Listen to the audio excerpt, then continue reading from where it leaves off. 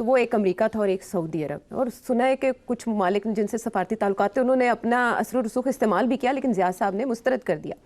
آج کیا ان ملکی حالات میں کوئی اور دوست ملک یا امریکہ یا سعودی عرب کردار ادا کر سکتے ہیں؟ دیکھیے آپ نے اب بھٹو صاحب کی بات کی، میں تھوڑی سی تاریخ میں آپ کو لے چلتا ہوں. بہت سے لوگ جو لوگ پیدا بھی نہیں ہوئے تھے اس وقت ان کو نہیں پتا کیا ہوا تھا.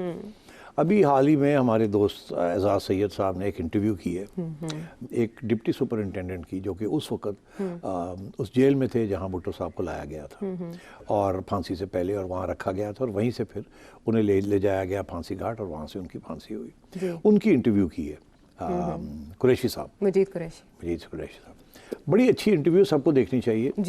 اس میں بہت سی دلچسپ چیزیں سامنے آئی ہیں. آنکھوں دیکھا حال. ہاں، ایک تو یہ کہ قریشی صاحب کے مطابق انہوں نے بھٹو صاحب کو کہا کہ آپ یہاں کیسے، مطلب کیوں موت گھاٹ یہاں پہنچ گئے ہیں ڈیتھ سیل کے اندر ایٹسیٹرا، تو مسئلہ کیا تھا.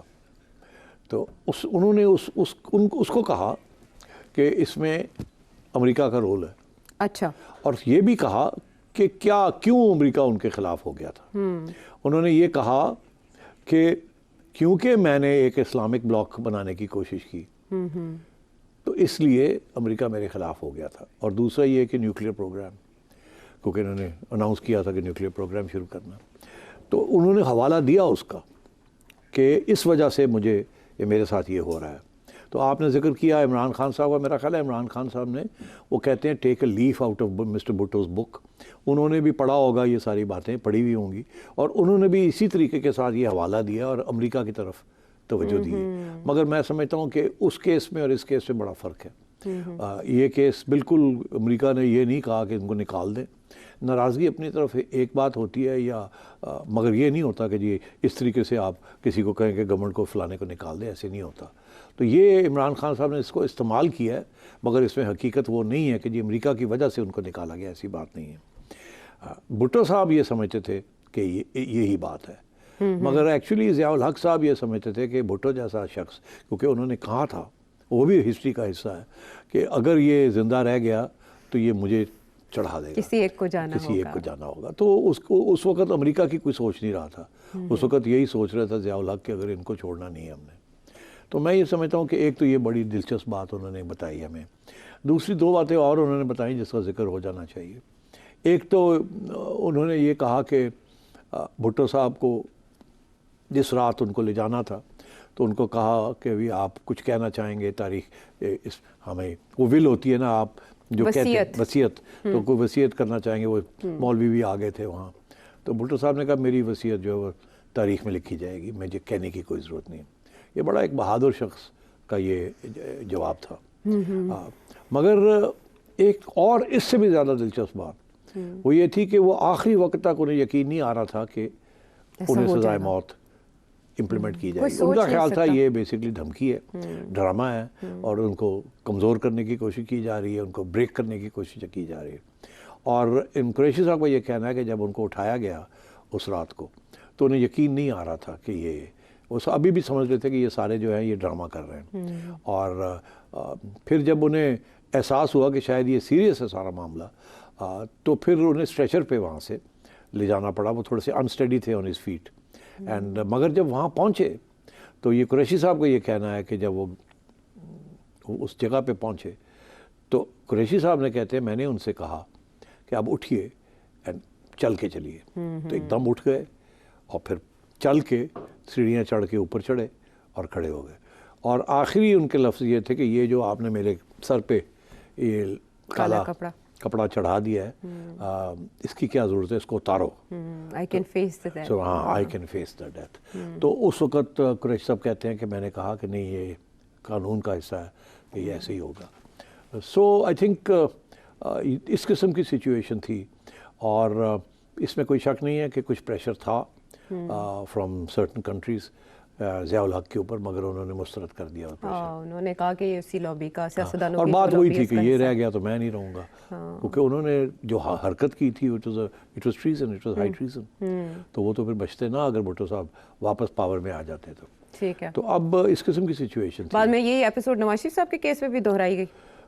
کیا یہی ہائی ٹریزن والا کیس، مشرف اور نواز شریف صاحب، بٹ ان کو تو بچا کے لے گئے نا سعودی عربین ادر کنٹریز جن کا تھوڑا اس میں کردار تھا. یہ تو ایک بڑی تاریخ ہے نا اس کی مگر لمبی اس لیے بہرحال. بھی کیونکہ پھر ان کو مشرف صاحب کو پروٹیکٹ کرنے والے بھی تو تھے نا. ہاں ہاں اس وقت دیکھیے میں آپ کو آپ نے بات کی تو میں آپ کو بتا دوں کہ میری مشرف صاحب سے ملاقات ہوئی دبئی میں جب وہ ایگزائل میں تھے. تو انہوں نے مجھے بڑے واضح طور پہ یہ 2-3 باتیں بتائیں. ایک بات میں کا ذکر پہلے کر چکا ہوں, ایک کا میں آج کروں گا. اور مجھے کہنے لگے کہ عمران خان کی ہماری اسٹیبلشمنٹ کی بڑی کوشش ہے کہ عمران خان میرے ساتھ مل جائے اور میں اور عمران خان مل کے ایک پارٹی بنائیں, مگر میں اپنی پارٹی بناؤں گا.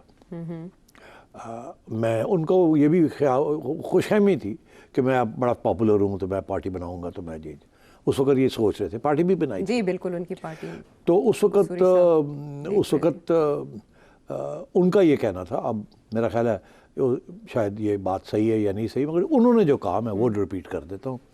تو وہ کہنے لگے کہ جنرل پاشا جو کہ ایکس DGISI تھے, وہ کہنے لگے کہ ان کی خواہش ہے کہ یہ اکٹھے ہو جائیں ہم.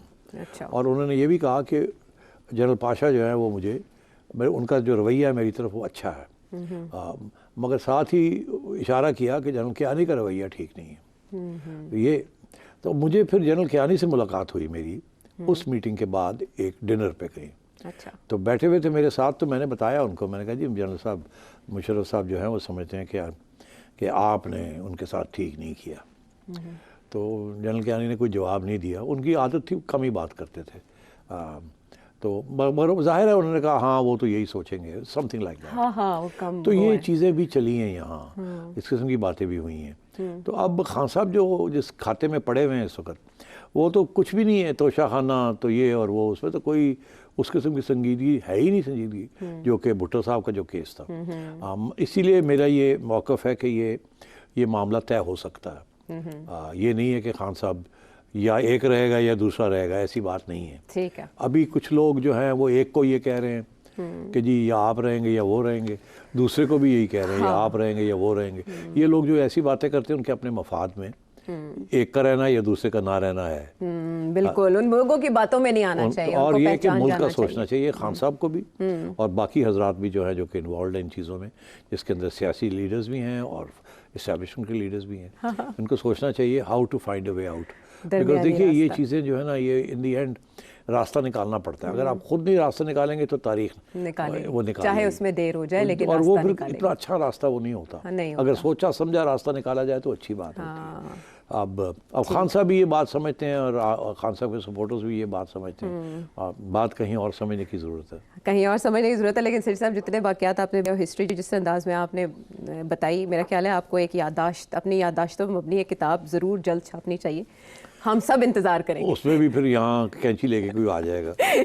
آپ انگلش میں پبلش کیجئے گا. ہاں انگلش میں پبلش کروں گا. آپ کا خیال ہے انگریزی نہیں پڑھنی آتی؟ نہیں, میں ویسے کہہ رہی ہوں کہ آپ ضرورت ہے بہت, تاکہ ہسٹری انڈرسٹینڈ کی جا سکے. اور پھر وہ عمران خان صاحب کے حوالے سے اس وقت جو سیٹھی صاحب کا مشورہ ہے وہ یہی ہے کہ دلوں کی الجھنیں بڑھتی رہیں گی اگر کچھ مشورے باہم نہ ہوں گے. مشوروں کی بڑی ضرورت ہے تاکہ دو انتہاؤں کے درمیان کوئی درمیانی راستہ نکالا جا سکے.